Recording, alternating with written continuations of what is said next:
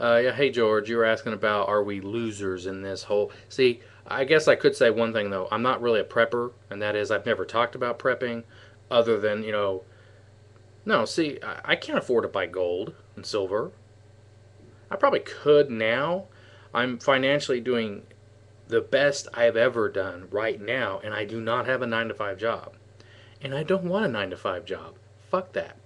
Um, it's a little bit of a quandary because it's like being in or out of the matrix. If you're in the matrix, you're not considered a loser, but you're still in the matrix.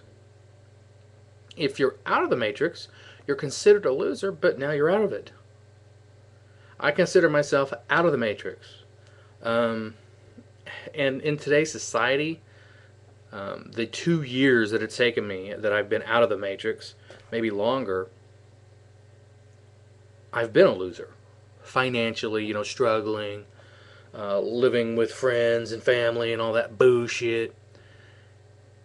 And it's not easy and it's tough. But financial struggles, I think, are a huge part of this community. That's why the comments are like the voting and people voting on the videos. The comments are so quick. Is because it's a lot of, quite frankly, unemployed people, underemployed probably. And see, that's what happened to me.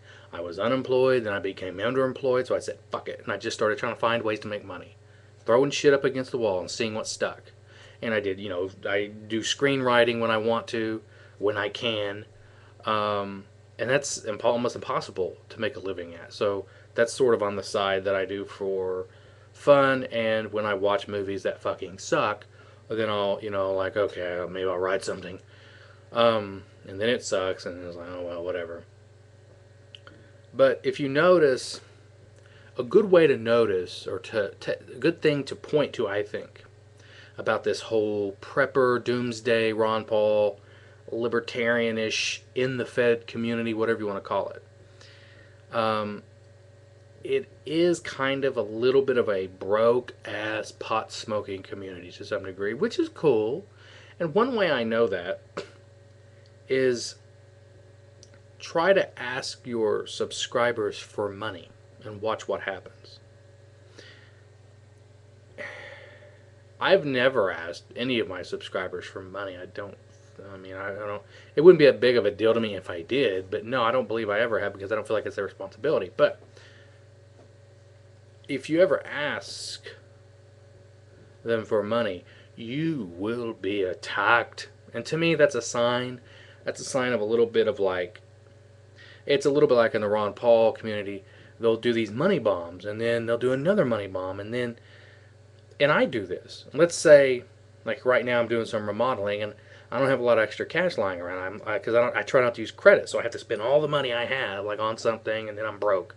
I'm not broke, but I'm kind of right there to where it's like, oh, if I spend this, then what am I gonna eat for the next few days? And then they'll have a money bomb, and I'll be like, oh, why do they keep having money bombs?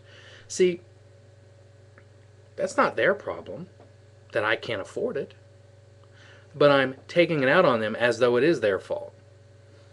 So you will see that in the Ron Paul community. People say, why do we keep having money bombs? And what they're really saying is, I can't afford to keep paying you for these money bombs, and they want to. It's a little bit of the same thing, I think, in the prepper community when someone like you or a man of truth or something like that, they ask for money and all hell breaks loose. They're so worried of like, and that's always bugged me, the idea that, oh, he's a fraud. It's like, dude, what's a fraud? You're not paying for a service. You're just willfully giving someone fucking money. I mean, you don't know if that person has a hardship or not. You should accept that as a condition of the giving of the money and then just let it go.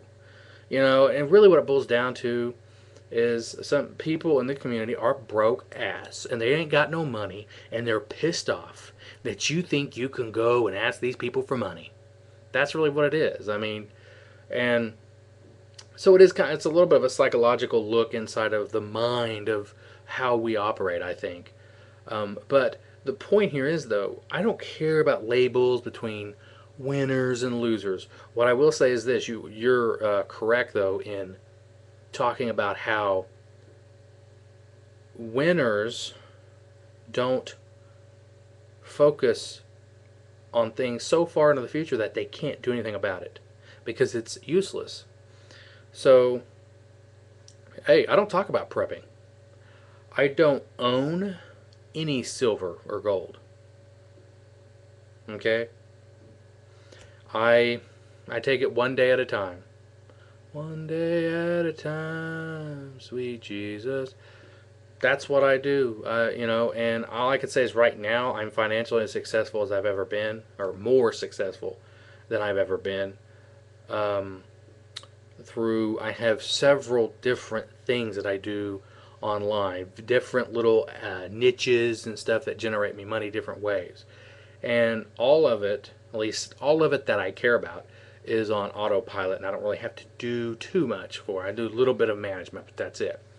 Um, so actually, I have too much free time on my hand right now, yet I'm still making a livable income. But that wasn't the case last year. The last 2 years, it's been a struggle, and so I was a loser out of the matrix. I guess you could say now I'm a winner out of the matrix. But, it's kind of useless even really talking about this stuff now that I think about it because it's not going to really help anyone. And I mean, because all I can really tell people if they're struggling financially is just, to find some sort of service or skill, quit swinging your arms, find some sort of service or skill that you can provide people, and offer it. Try to meet people. One thing about sometimes offering something or a service or some idea that you think of, is there anyone that's willing to pay for it? Can you find that person? How are you going to find that person or those people? Will that person then understand the value of what it is you have to offer? These are all the kinds of things you have to get into, and it's not a lot of fun actually trying to figure that out and then a lot of times you'll figure something out that could work and it doesn't. So that's a part of it. So I don't know. I'm just kind of relaying my own experiences and how I've succeeded in the aftermath of becoming underemployed. And so I took the aftermath of being underemployed, and I just tried to make the best of it. I tried to. I know I would never be happy in an 8 to 5 job unless it was doing something. Oh, I don't know, like coaching a football team, like going in the NFL and coaching a football team. That would be awesome. Oh, I'd work all the time. That'd be really cool. Or producing a movie. That's something I'd put all my effort into. But 8 to 5 jobs, just put my fat ass on an assembly line. Thank you for calling. Blah blah blah blah blah. How may I give you a blowjob? Blah blah blah blah blah. I don't want to do that bullshit. No one does. So yeah, this video went too long. See ya.